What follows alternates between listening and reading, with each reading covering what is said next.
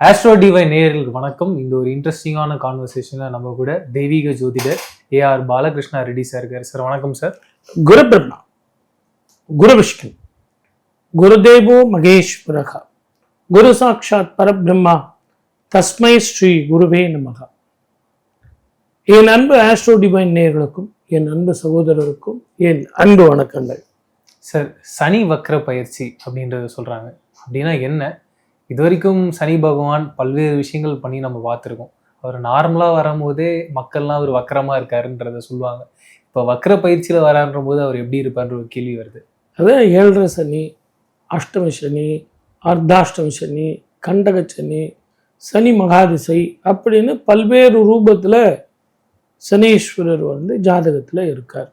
சனீஸ்வரர் வக்ரம் எதற்காக அடைகிறாரு அப்படின்னா, சனியினது 3ஆம் வீட்டிலிருந்து 5ஆம் வீட்டு வரைக்கும் நம்ம செவ்வாய் கடக்கும் காலத்தில் சனி வக்ரன் ஆயிடுவார்.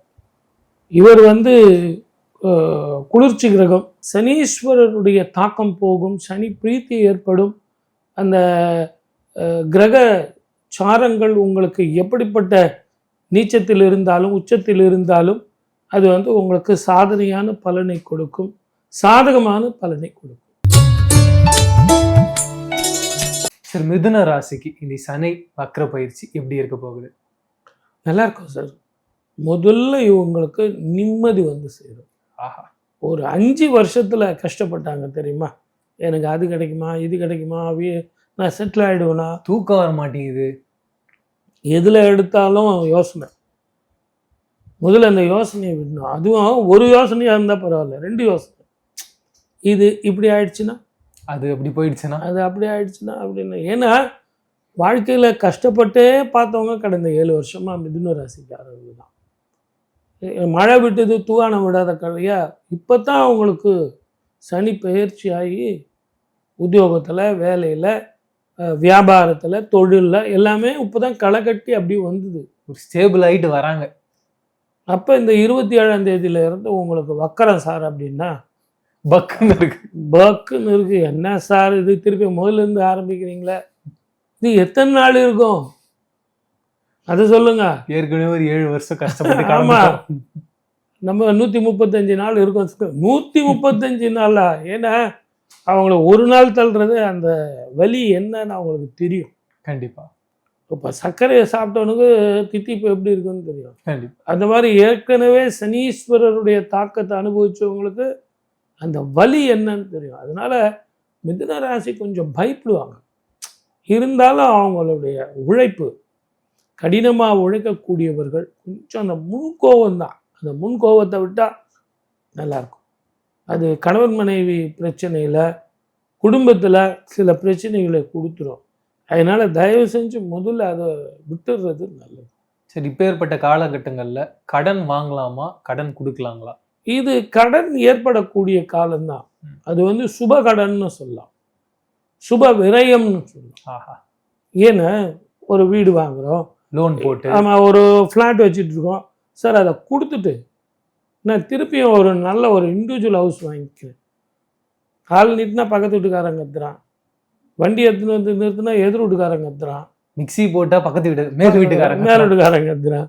ஸோ இப்படி ஒரு பலவித பிரச்சனை இருக்குது. அதனால் அதுக்காகலாம் இப்போது அவங்க என்ன சொல்கிறாங்க, சார் ஏதோ குருவி கூடு மாதிரி இருந்தால் கூட பரவாயில்ல, தனி கூடாக இருந்தால் போதும் அப்படிங்கிறவங்களுக்கு இந்த காலகட்டம் ரொம்ப நல்லாயிருக்கும். தனி வீடு அமையும். அதே மாதிரி திருமண தடை உள்ளவர்களுக்கு திருமண தடை போகும். குழந்தை பாக்கியம் இல்லாதவர்களுக்கு குழந்தை பாக்கியம் கிடைக்கும். நல்ல வேலையில் பேரும் புகழும் கிடைக்கும். மேற்கொண்டும் படிக்கலாம். படிக்கிற பிள்ளைங்களுக்கு நிறைய மார்க் எடுப்பாங்க. அற்புதமான காலமாக அமையும். மொத்தத்தில் மிதுன ராசிக்கு இது ஒரு பிரமாதமான காலம். Super sir. மீண்டும் சந்திப்போம். நன்றி, வணக்கம்.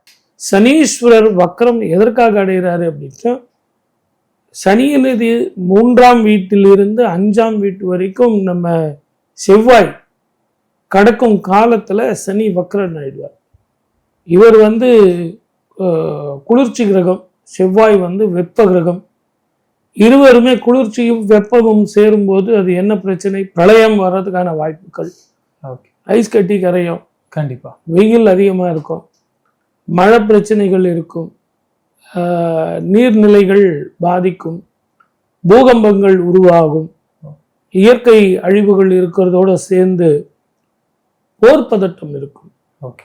மதக்கலவரங்கள், இனக்கலவரங்கள், அதே மாதிரி ஜாதி பேதங்கள் இதெல்லாம் இருக்கும்.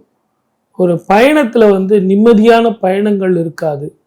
அரசியல் போக்குகளே ஒரு மாறுதலா இருக்கும், ஒரு வைப்ரண்டா இருக்கும். இப்பேற்பட்ட காலகட்டங்கள்ல ஏதாவது பரிகாரங்கள் சொல்லி ஏதாவது பரிகாரங்கள் செஞ்சு எங்களை காப்பாத்திக்க முடியாதான்ற ஒரு கேள்வி மக்கள் கிட்ட இருக்கும். அப்படி ஏதாவது இருக்குங்களா? பொதுவா சனீஸ்வரர் அப்படின்னா, சனீஸ்வரர் பிரீத்தி என்ன அப்படின்னா, ஊனமுற்றவர்களுக்கு தானம் பண்றது, தர்மம் பண்றது மிகப்பெரிய திருப்பத்தை கொடுக்கும். அதே மாதிரி எள்ளு சாதம், மூட்டை கட்டி தீபம் போடுறது, நல்லெண்ணெயில தீபம் போடுறது, இதெல்லாம் சனி பிரீத்தி. அதே மாதிரி படிக்கிற குழந்தைங்களுக்கு வந்து நம்ம எவ்வளவு தானம் பண்றோமோ அவ்வளோக்கு அவ்வளோ சனி பிரீத்தி. உடல் ஊனமுற்றவர்களுக்கு நீங்க தானம் பண்ணும்போது சனிக்கு வந்து அவருக்கு மற்றொரு பேர் என்னன்னு கேட்டீங்கன்னா முடவன்னு பேர். அந்த முடவன்னு இருக்கிறதுனால அவருக்கு வந்து ஒரு பிரீத்தி ஏற்பட்டு அந்த தாக்கம் வந்து மிகப்பெரிய பிடிப்பு இருக்காது. ஸோ இந்த மாதிரி சின்ன சின்ன தானங்களும் தர்மங்களும் செஞ்சாலே சனீஸ்வரருடைய தாக்கம் போகும், சனி பிரீத்தி ஏற்படும். அந்த கிரக சாரங்கள் உங்களுக்கு எப்படிப்பட்ட நீச்சத்தில் இருந்தாலும் உச்சத்தில் இருந்தாலும் அது வந்து உங்களுக்கு சாதனையான பலனை கொடுக்கும், சாதகமான பலனை கொடுக்கும். அப்படின்னா என்ன? இது வரைக்கும் சனி பகவான் பல்வேறு விஷயங்கள் பண்ணி நம்ம பார்த்துருக்கோம். அவர் நார்மலாக வரும்போதே மக்கள்லாம் அவர் வக்கரமாக இருக்காருன்றத சொல்லுவாங்க. இப்போ வக்கர பயிற்சியில் வரான்ற போது அவர் எப்படி இருப்பார்ன்ற ஒரு கேள்வி வருது. அதான் 7.5 சனி, அஷ்டம சனி, அர்த்தாஷ்டம சனி, கண்டக சனி, சனி மகாதிசை அப்படின்னு பல்வேறு ரூபத்தில் சனீஸ்வரர் வந்து ஜாதகத்தில் இருக்கார்.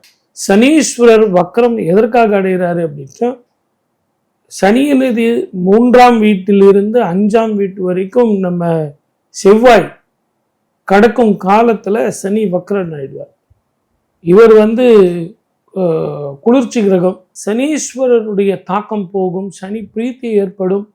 அந்த கிரக சாரங்கள் உங்களுக்கு எப்படிப்பட்ட நீச்சத்தில் இருந்தாலும் உச்சத்தில் இருந்தாலும் அது வந்து உங்களுக்கு சாதனையான பலனை கொடுக்கும், சாதகமான பலனை கொடுக்கும். ஓகே. ஐஸ் கட்டி கரையும், கண்டிப்பா. வெயில் அதிகமாக இருக்கும், மழை பிரச்சனைகள் இருக்கும், நீர்நிலைகள் பாதிக்கும், பூகம்பங்கள் உருவாகும், இயற்கை அழிவுகள் இருக்கிறதோட சேர்ந்து போர் பதட்டம் இருக்கும், ஓகே. மதக்கலவரங்கள், இனக்கலவரங்கள், அதே மாதிரி ஜாதி பேதங்கள் இதெல்லாம் இருக்கும். ஒரு பயணத்துல வந்து நிம்மதியான பயணங்கள் இருக்காது. அரசியல் போக்குகளே ஒரு மாறுதலா இருக்கும், ஒரு வைப்ரண்டா இருக்கும். நிறைய விஷயங்கள் பேசணும் சார். மீண்டும் சந்திப்போம். நன்றி. ரொம்ப நன்றி.